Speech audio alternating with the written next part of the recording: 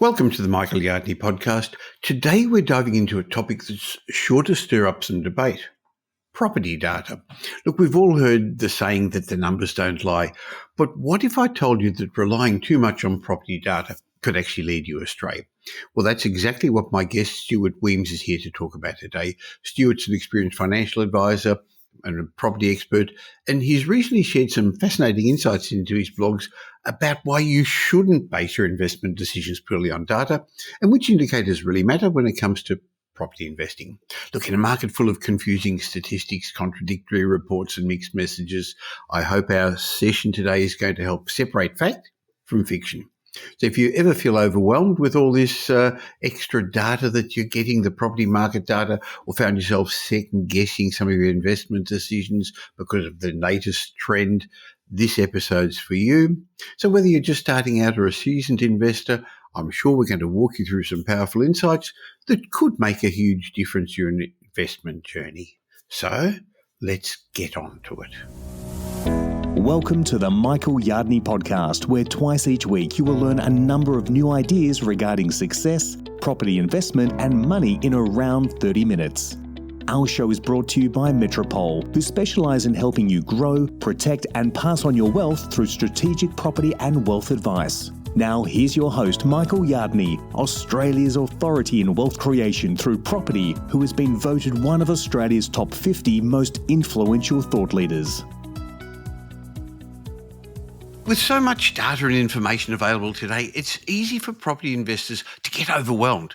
It's also easy for them to get misled. Recently, Stuart Wemyss, founder of ProSolution Private Clients, wrote two insightful blogs and actually ran them as a podcast as well, warning about what data to look at, what indicators to look at, and not to make your decisions based purely on data. And in fact, this, I guess, challenges conventional wisdom that many investors rely on, and in fact, that many of that new throng of buyer's agents tout as their expertise. We got all the data. So today I want Stuart to help us cut through the noise, understand which data truly matters and how investors can make smarter, more informed property decisions in our changing markets. Hi, Stuart. Hey, Michael. Great to be back with you again. Well, I love getting your weekly blogs on a Wednesday and listening to your Investopoly podcast. And as I said, you focused on a number of different blogs about the importance of data. And you suggested that not all property data should be relied on when making investment decisions. I guess a lot of it really has to do with looking in the rear vision mirror rather than what's ahead. But what are some of the common mistakes you see investors make when looking at property data, Stuart? Well, it sort of goes against some of my principles, Michael, as you know, we've spoken about many times, as taking an evidence-based approach. And as a very analytical person myself, I sort of trained as an accountant. Of course, that's where I feel, most comfortable in the spreadsheets and the numbers and those sorts of things. But of course, when we're doing any analysis, we've got to think about the quality of the data that we're getting and how reliable it is. And that's kind of really the big message that I want to leave people, that not all property data is reliable. And of course, if it's not reliable and it's incorrect, it could invite you to make a wrong decision. And we've spoken previously about, property is part art, part science, so there's that big element as well. Data's only going to get you so far. You do need a local area expert, someone that's been following the market, someone that has geographical expertise in a particular market, because again, the data doesn't tell the full story either. Well, you're right. Even if you choose a suburb, and I love giving the example in Sydney, where in some of the lovely suburbs in Sydney where the data may give you good information, on one side of the street there'll be a magnificent house with views of the water and the Sydney Harbour Bridge, and on the other side of the street there'll be a house with views of the house with beautiful views of the harbour and the Sydney Harbour Bridge. So you can't just rely on data, and you've got to understand the context behind it as well. I mean, at the moment, for example, there's a lot of media saying that Brisbane, Perth and Adelaide house prices are more expensive than Melbourne. But what they're talking about in that data, for example, is dwelling prices. And they don't actually break it down into house and apartments. In Melbourne, where there's up to 50% more apartments proportionately than there are houses in Perth and Adelaide, that skews the data. And so, yes, dwelling prices are higher, but house prices are still higher in Melbourne than in those other states. So it's how you interpret the data, Stuart. Yeah, and it's also the methodology, of course, which is exactly what you've cited there. We're looking at dwellings rather than houses versus apartments. I was interested. I found an article that Terry Ryder wrote a few years ago, and he talked about 2016 calendar year.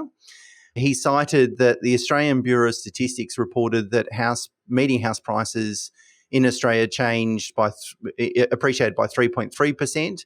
SQM, which is another data provider, 7.5%. Domain reported 10.7%, and CoreLogic 16.7%. So you got the ABS saying 3%, and then CoreLogic saying 16%.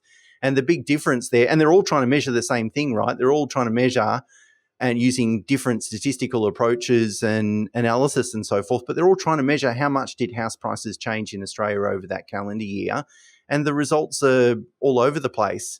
And I think that the RBA has, this is many years ago, mentioned the lack of reliable data as well. They use ABS data and CoreLogic. They use those two, but they've made some commentary previously about how they find it difficult to get an idea of how dwelling prices are going as well. Well, when you look at data, there's also different sorts of data, Stuart. There's lagging indicators, things that show what's happened in the past. And that's what happens a lot, particularly a lot of the information about inflation, about population growth. The Australian Bureau of Statistics recently showed what's happened to Australia's population growth, but they're talking about figures that happened up to 6 months ago when they talk about the latest quarter of information. There are leading indicators, things that we look at to see what's ahead, and that's what I like looking at. And I guess there's also things like in-time indicators. For example, what happened last Saturday at auction results. So not all data gives you the same sort of information and helps you predict trends, does it? No, it doesn't. And it doesn't always have a direct relationship with property prices either immediately or even from a time lag perspective. And I think, our ears are filled with economic commentary these days. It's surprising, actually. I think there's a lot more economic commentary and analysis today than there was 20 years ago, or at least that feels like the case. And it can be confusing for investors. If we're talking about population growth, does that really impact me if I'm looking to go and buy a property in Randwick or Paran or whatever it might be? Do I really care that, all the overseas migration's going into Brisbane, or, it's not, but if that was the idea. Interest rate settings, you could argue interest rate settings would have an impact on property markets, but look at Perth. Interest rates are almost at a 2-decade high, and Perth's going gangbusters, so is Brisbane and Adelaide. So whereas we've got the same interest rates in Melbourne and we're struggling. So I think there's a lot of commentary out there, but I don't think that there's a lot of usable information. I think there's only a handful of things, of course, which we'll talk about that I think property investors can base decisions on. And I guess what we're trying to do is get a sense of market cycles. We're all familiar with property markets move in cycles. And from a capital growth perspective, that tends to be either a flat cycle or a growth cycle. We don't want to invest just before a flat cycle, of course, because the first few years then of that property ownership, we're not going to see much in the way of capital growth, which is frustrating. If we can time it perfectly, it'd be great to invest just before a growth cycle. Of course, that's challenging. I think the answer is there are indicators, but there's nothing that's going to be absolutely definitive. But as I said, I guess what we don't want to do when we make investment decisions is invest at the top of a cycle just before a flat cycle, because that's won't impact, longer term returns will be fine, but it will impact shorter term returns. Well, when we're looking at data, I like looking at the long-term data as well. And in my mind, the factors that are going to affect long-term property growth are going to be Well, it's often said population growth, but it's really actually family formation because they're going to need houses, demographics, the sort of houses we want, where how many of us there are, where we're going to want to live, and the wealth of the nation. But in the short term, boy, there's lots of other factors involved. So there's all those other indicating factors.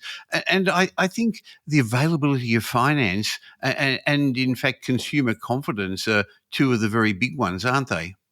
There's a really strong relationship with money flows and property price growth. And it's common sense, right? If there's a lot of people borrowing, a lot of money flowing into the property market, of course, then there's a lot of demand from buyers. Of course, we're going to impact, or we're going to see a rise in property prices. But there is a very strong correlation. And so we can get ABS release monthly data in terms of how much people are borrowing for investment purposes and owner-occupied purposes and which states and those sorts of things. And I find that information to be quite useful. But also, you've got to couple that with, just knowledge of what the banks are doing from a credit policy perspective. How tight is borrowing capacity? Are they skewing to any particular cohorts or geographical locations? And how that might change as well. So, if they were to...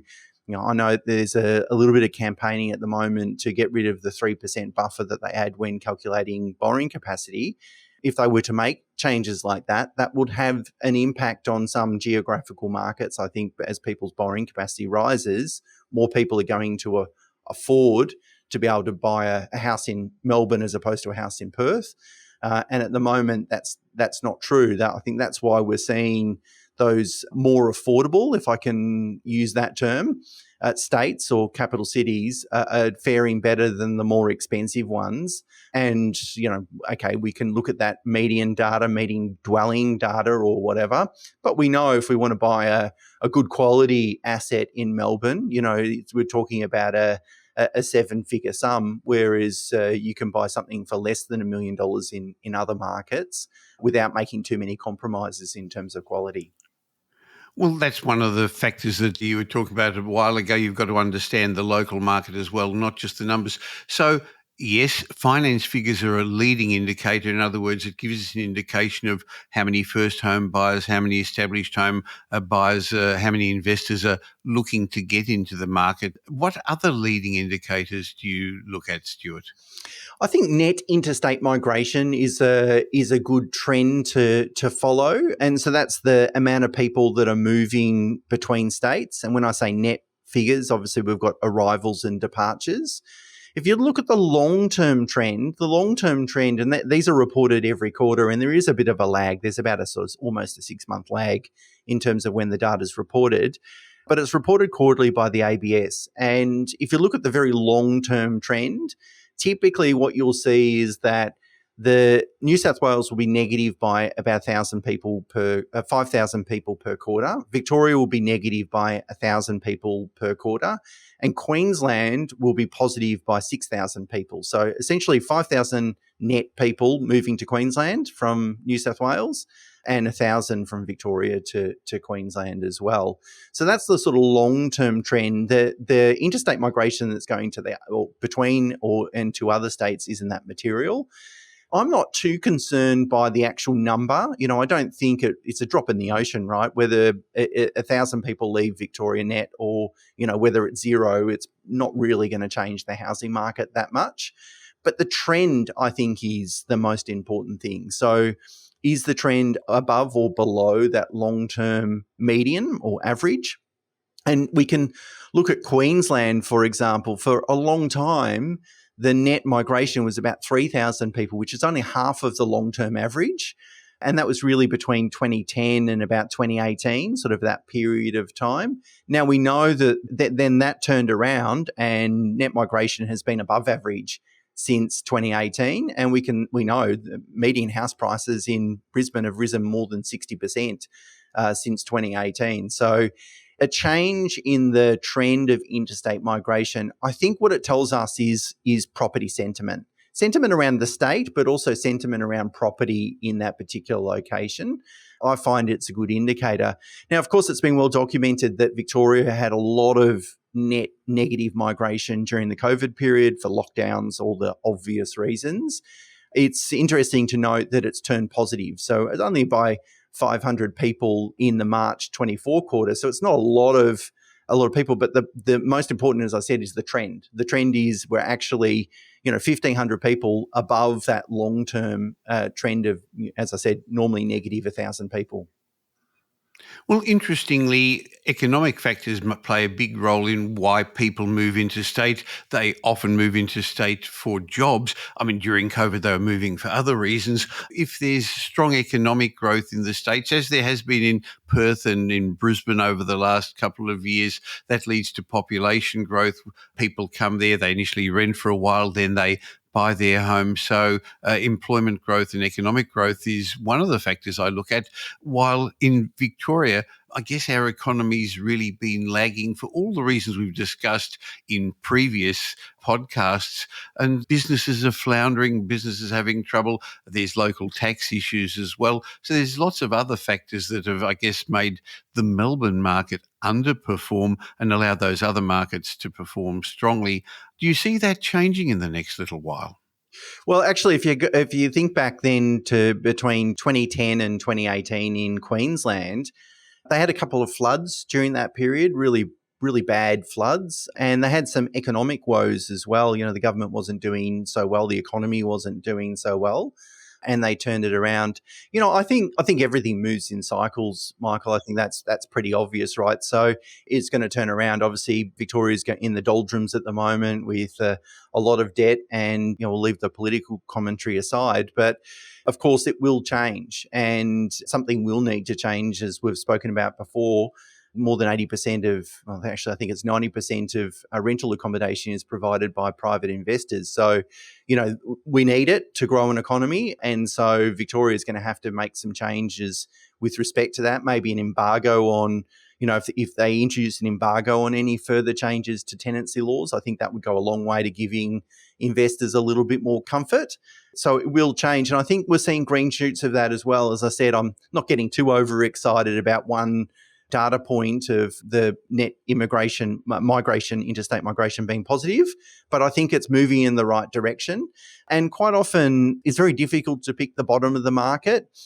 Sentiment or actual things don't necessarily need to change. Sentiment can change before the actual factors change. And you can see that in many markets, including the stock market. The stock market doesn't need to wait for central banks to start cutting interest rates. They just need to believe that will happen with a high amount of certainty, and then share markets will move forward. So that's the thing with property investors. If property investors sitting back and going, well, Melbourne looks pretty good value, but I'm not going to buy yet because I want to pick the bottom of the market. The risk with that strategy is that you miss it. And we know when property markets move, they move very quickly. That can cause some problems as well. And if you're buying a property, and your plan is to hold that property for a couple of decades or longer, who cares if you sort of don't perfectly time the cycle? It's also about, buying the right asset, of course. Definitely. But it seems like investor sentiment has changed towards Melbourne. We're noticing that with the clients we're working with at Metropole. The recent Property Investment Professionals of Australia, PIPA, sentiment survey showed that more people think Melbourne is going to be the best place to invest at the moment, when a year or two they were talking about Perth and Brisbane. So that seems to have changed. And when you look at finance approvals, that also seems to suggest that more people are now considering Melbourne, Stuart. And I wrote a blog, I think a couple of years ago, Michael, where I predicted that the median house price in Melbourne would be north of $2 million, I think by 2032 or something. It was like 10 years in advance of me writing that blog. Sounds sort of familiar. I remember that one. Yeah, so I've got, a conviction when I wrote that blog. I've got even greater conviction that that's going to be the case today. I think there's a lot of strong fundamentals for Victoria as a state.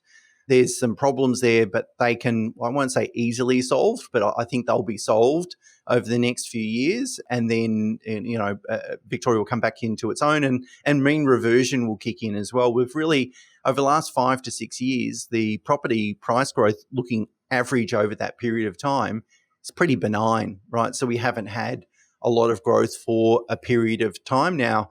That might persist for another couple of years, but we know that, as I said, when markets change and markets bounce back, they bounce back strongly. And I think, if we take a 10-year time view, I'm confident that the Melbourne market will deliver the greatest dollar value capital gains over the next 10 years. Well, when the markets change, buyer sentiment tends to change before seller sentiment. So buyers get in, trying to get ahead of the herd, ahead of the crowd, and vendors then eventually say, oh, look, auction clearance rates are getting higher, median prices are going up, maybe it's now the time to move as well. Of course, there's always a talk that when more sellers get in the market, that floods the market and prices don't go up as much. But most sellers are actually buyers as well. They're upgrading, they're right-sizing. So I agree with you that there's good potential, a window of opportunity in the Melbourne market. Just getting back to data, though, the media keeps bringing forward all sorts of data. We know it's not the media's job to educate us. It's a job, I guess, in some ways to scare us to click on the links and go to the pages where the advertisers are. How much influence do you think the media's got on investor sentiment at the moment, Stuart?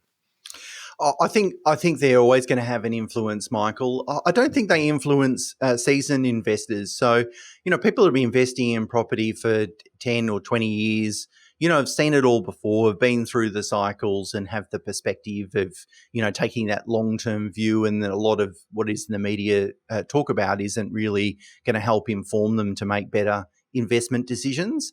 But for new investors, I think it definitely does. New investors, they're typically more concerned. I was just having a conversation this morning with a client that he bought a great property in Melbourne 3 years ago that hasn't seen much growth, and he's sort of concerned by that. But, I'm sitting back going, well, I'm not concerned whatsoever. In 10 years' time, he won't be concerned either. But I've got that perspective. I've got that experience. So it's quite difficult, I think, when you don't have that experience. It's our natural instinct is to be guided by negative data, because obviously we're hardwired, that's a survival instinct. We're always worried about what might kill us or harm us. And so we're strongly influenced by negative data, more so than positive data.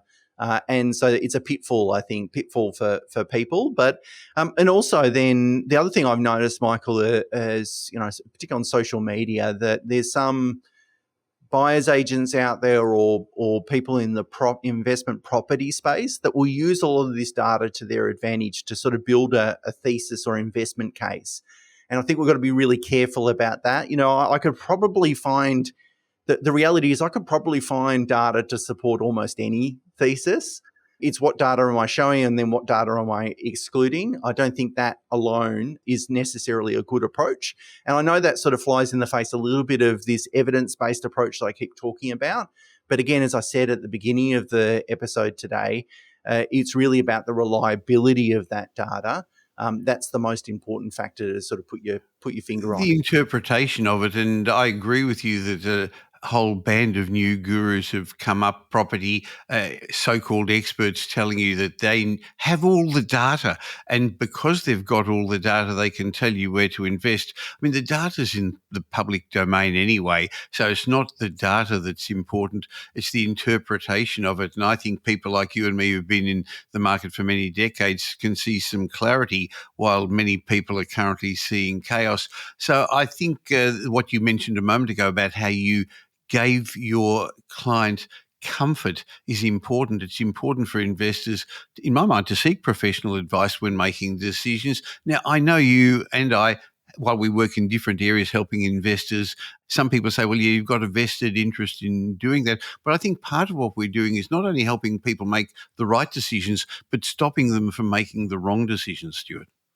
Yeah, exactly right. And I think also it's about making sure, as you said, we've got the right data in order to do that. And I think when it comes to making property decisions, like do I want to invest in Melbourne? Should I buy a 13 Smith Street? Whatever it might be, from that granular level, obviously the commentary around median prices and those sorts of things gives us a sense of, if it's reliable, of course, where the market might be at. But once then we've decided, okay, I want to invest in Melbourne or I want to invest in Brisbane or whatever it is, I think at that point you've got to get down into the nitty-gritty of the data.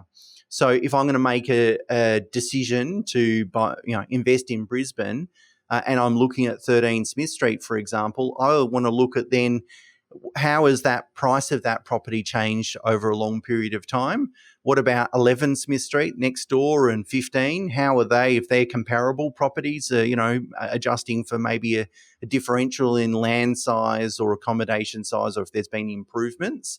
I want to look at that sort of stuff. Getting that to the nitty gritty and making sure it's long term as well, because that's something else I've noticed over the last couple of years. Some will advertise, we bought this property for this client 4 years ago and we just had it valued and it's worth $300,000 more. That's awesome. I'm excited by that. But what I'm more excited about is what will that property be worth in 20 or 30 years from now? Is it in a location where it's going to have sustainable growth? Because it's great to get that early growth, but if it starts to peter out, then it's not going to work as an investment. It's really important that both the data is specific to the investment decision we're making and that there's a lot of data. There's a long period of data there, because ultimately that's the decision we're making today. I want to buy that 13 Smith Street and know that in 20 years it's going to be worth 4 times than what it's worth today. I think you make some good points there. Yesterday, I went down a bit of a rabbit hole looking up, following something that came into my inbox about how you can buy properties for less than $100,000 and how they'd made so much money. When I dug a bit further, they're buying in some backwaters in the United States at the moment, where they're buying properties for $50,000 and $70,000. Interesting. I don't think it's even worth discussing why one shouldn't follow that up. I do want to get your thoughts about how AI and the future trends are going to help data, but maybe I just want to continue on the thought of professional advice. Maybe you could explain a little bit how you and the team at Pro Solution Clients help property investors before we pick your brain about the world of AI. I mean, thanks for asking the question, Michael. I think the interesting thing is that, and I'm going to write a blog on this, that there's a lot of property decisions that we make in our life that have far-reaching consequences. And the thing that I'm astounded by is that the financial planning industry really haven't got their head around this. And quite often, any property decisions, if a financial advisor has some property knowledge, normally the property decisions are client-led. So the client will go to the planner and say, I want to invest in property. And they'll go, okay, we'll put it in the financial model. But there's not a lot of advice there. They can't really add any value because they don't have the expertise and the experience of dealing with direct property. At Pro Solution, we want to take a holistic view and a holistic approach. But I think that's the big distinction, is that we've got deep experience in both shares, which is obviously going to be super in and outside super, but also property. And I think property investors should seek advice from someone that has equal knowledge between those two asset classes. Not necessarily because everyone should be investing in the share market, not necessarily the case. But for example, I was working with a mutual client of ours, Michael, very heavily invested into property that has now caused some planning issues. If he had started investing in shares about 10 years ago, he wouldn't be in the position that he's in. And I'm not suggesting he's done well out of property and that's fantastic, and I'm not suggesting he shouldn't have bought any of those assets. But in terms of his approach to allocating cash flow, could have been different and he would have been in a better situation. I guess if you walk into a Ford dealership, you know you're going to be sold a Ford. But you're not going to ask the person, should I buy a Toyota or something? They don't know Toyotas. They're not going to sell a Toyota. So I guess the difference is it's walking into a car dealership where all the brands are on offer and we can weigh up what's going to be best, not only for you now, but then how that might change in the long run. Interesting. Thank you. Now, a couple of days ago, I was asked by one of the large media outlets to give some thoughts and predictions of what's going to happen to property in 2025 and where the best places to invest in certain states were. So I thought I'd ask ChatGPT, because I've actually trained ChatGPT, my little one, to understand a bit about how I think. And I was reasonably impressed with what it came up with, because, again, it knows the way I think. But it'll be interesting if I hadn't pre-conditioned it with all the data and blogs and things I've written about, I wonder what it would have come up with. How do you see the role of this new advancing technology in people making property decisions? I think it's a tool, Michael, and I think it's like everything else, right? There's not one bit of evidence or advice or information that's going to shape a decision. It's really there's many bits that will shape a decision. Maybe the best reference is how bank valuations have changed over last 5 years, really. And now they're doing a lot of what they call desktop valuations, which means that, CoreLogic is a big business. They've got a lot of data and they've built an engine to come up with property valuations. And the banks are happy with that approach. It'll look at all sort of different metrics in terms of land size, accommodation size, type, location, all those sorts of things. Now, what is the outcome? Well, I'm working with a client recently that he's got a property he needs to make a decision about. I said, why don't you, when we just want to get a sense of what is the value worth, I said, why don't you get the bank to value it? He did that and he sent me the valuation report. I thought it was complete rubbish. He's going to go now. I said, now go and speak to a couple of, really dominant agents in the area and get their indication. It can be helpful at times, I think, but it's not going to replace personal and specific advice. And I think the biggest reason really is that data only gets you some of the way.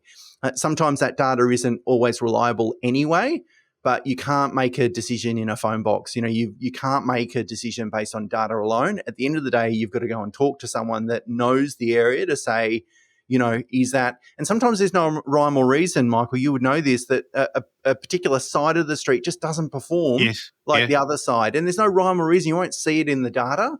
That's the sort of stuff you want to know about, because making a mistake, buying the wrong asset, you'll hold that asset for another maybe 5 years, 10 years before you realize, hey, it's a bit of a dud. It's going to cost you a lot of money then to change that. Meanwhile, you've lost 10 years of your life, in terms of runway to build wealth. So it's a very costly mistake to buy the wrong asset. And I don't think it's going to help, I think, in some parts, but it's really at the margin. At the end of the day, I think you're going to need to talk to a local area expert. I agree with that. Well, thank you. So not all data is created equal. Be careful what data you interpret. And I guess also be careful who you listen to. Look forward to catching up with you again next month, Stuart. Thanks. Thanks, Michael. Cheers.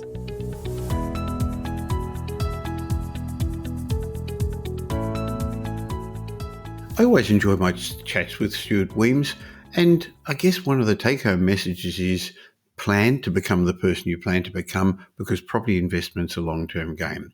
Now, before I share my mindset message with you, I want to remind you that once a week I have another podcast, Demographics Decoded, with leading demographer Simon Kirstenmacher, where we unveil the trends shaping our futures. It's an important podcast for anyone who's interested in property, in business and entrepreneurship. So why not just stop for a second on whichever podcast player you're listening to this, or if you're watching this on YouTube, just search for Demographics Decoded and subscribe so that once a week you get the great information from Simon and me and our guests. Now, before I share my mindset message with you, I want to just remind you of a great saying by Warren Buffett. He said, somebody's sitting in the shade of a tree today because somebody planted a tree a long time ago. I guess I've found that property investment is boring. Well, it should be boring. Look, sure, everyone likes to hear the stories about the 25-year-old who created a tech startup and made millions, or you see them on Instagram or Facebook or TikTok all the time. Somebody was flipping hamburgers last year and this year's flipping properties.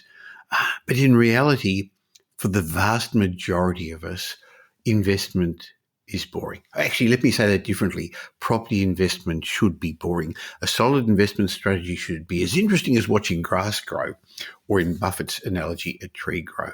Planting a tree is a long-term bet. You don't plant a tree and expect shade tomorrow. But if you plant the right seeds in the right conditions, sooner or later, time will work its magic and you'll have a tree. And it's the same with property investing. There's no quick fix when it comes to building or growing your wealth. It's about planning.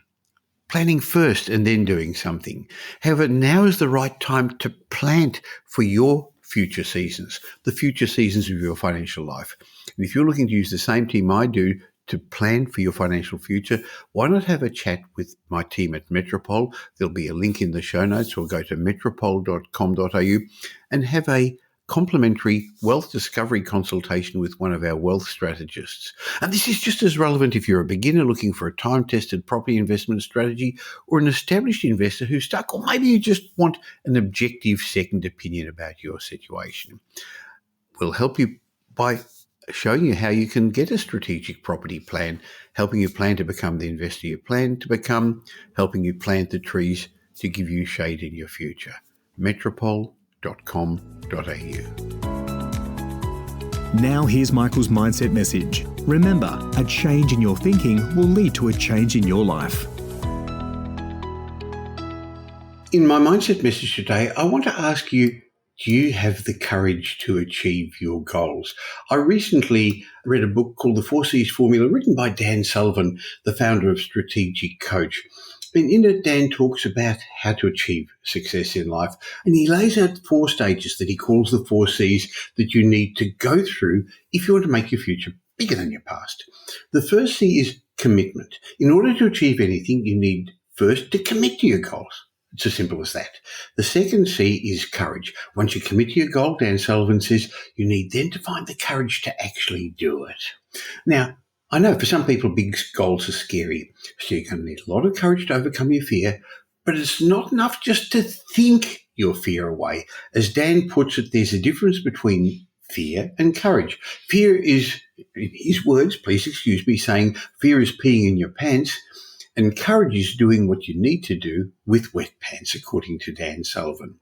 The third C, the first one is commitment, the second is courage, and the third C, according to Dan Sullivan, stands for capability. Once you take the courage and you're doing the thing you're committed to, that then gives you a new capability. And the more you do it, the better you're going to become at it, which leads to the fourth, the last C, confidence, which simply means the better you are at something, the more your confidence grows. Now, here's why I'm telling you this in my mindset message. Almost everybody I come across wants more in their life, more in their profession, more in their career, in their business, in properties, in investment. They want more in life in general. But just wanting it, just thinking about it isn't enough. Dan Sullivan says to get more, you have to become more and go through the 4 stages of the 4 C's: commitment, courage, capability, and then eventually confidence. By the way, it's not easy to do on your own. That's why I still have coaches, I still have mentors, and that's why successful investors have a great team around them to keep them accountable and to see their blind spots. So while the average person looks for mentorship for free on the internet or by listening to podcasts or watching YouTube videos, I know successful investors are prepared to pay for their transformation. They see having coaches and mentors as an investment, not a cost.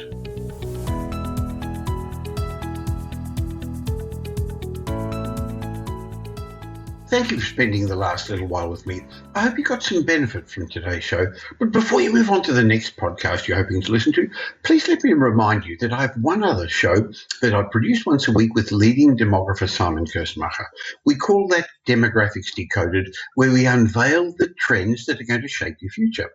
Now, in my mind, this is a must-listen-to podcast for anyone interested in property investment, business, or entrepreneurship. So if you don't currently subscribe to Demographics Decoded, just please stop for a second and subscribe on your favourite podcast app, wherever you're listening to this, or on YouTube. And of course, if you don't subscribe to this show, the Michael Yardney Podcast, please click the follow or subscribe button where you're listening right now, so that twice a week you'll get the benefit of the information from my guests and me. Oh, I've got a little favour to ask you. If you did enjoy today's show and you know somebody else who may benefit, please tell them about the Michael Yardney Podcast and Demographics Decoded as well. There's a share button on every podcast app. On Apple Podcasts, there are 3 little buttons at the top of the player, or just talk to them, tell them about this podcast. I hope you're going to be doing them a favour, and you're definitely going to be doing me a favour in helping me in my quest to make as many people as possible financially literate. Oh, by the way, I've got a special bonus for you to say thank you for subscribing to the show. Just go to podcastbonus.com.au. I'll leave a link in the show notes, podcastbonus.com.au, where I've got a bunch of ebooks and reports to help you, my way of saying thank you for taking the time to listen. And of course, if you haven't listened to the many other episodes we've already published, you can always listen to the old episodes, which each have their own lessons on property investment, success and money. But of course, the information we share in all these is general information, not specific advice. But if you're looking for specific advice, you can always speak with my team at the Metropole. Once again, thanks for listening to today's show. Thanks for listening to this episode of the Michael Yardney podcast, which was brought to you by Metropole, who help their clients grow, protect, and pass on their wealth through strategic property and wealth advice. If you like what you heard and don't already subscribe, you'll find us on iTunes or on your favourite Android app as the Michael Yardney podcast. Watch out for our next show, which comes to you twice a week, and you'll learn some new ideas about property investment, success, and money in around 30 minutes. To get more of Michael's thoughts, go across to www.propertyupdate.com.au and sign up for his daily morning briefing, and you'll hear from not only Michael but a group of leading property success and money experts.